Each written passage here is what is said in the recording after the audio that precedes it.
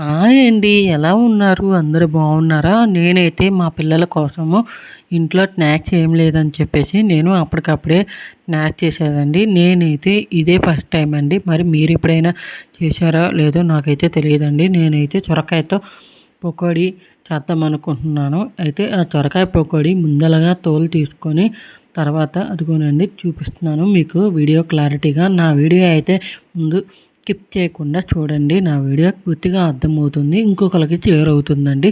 ఎందుకండి ముందుగా అయితే నేను తురుముతున్నానండి సొరకాయని. అయితే కొబ్బరి ఎలా అయితే తురుముతామో అట్లాగా తురుముతామండి. అదిగో అండి సొరకాయ తురుముతామండి. అలాగే సొరకాయ అయితే మనము తురిమిన తర్వాత ముక్కలు ఫస్ట్ ఆ తురిమిందంతా నీళ్లు పిండుకోవాలండి.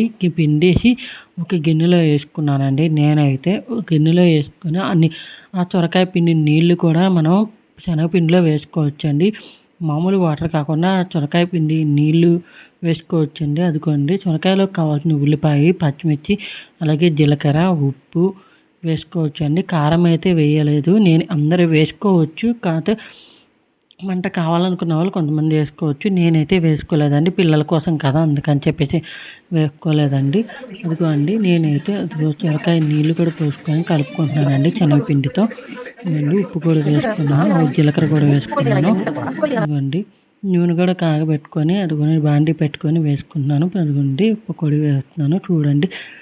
ఇదిగోండి నా వీడియో అయితే లైక్ చేయండి, షేర్ చేయండి, కామెంట్ పెట్టండి. నా వీడియో అండి నేనైతే పకోడీ అయితే చేస్తున్నాను. అదిగో అండి పకోడీ, అదిగో అండి పకోడీ అని చూపిస్తున్నాను. వీడియో చూడండి.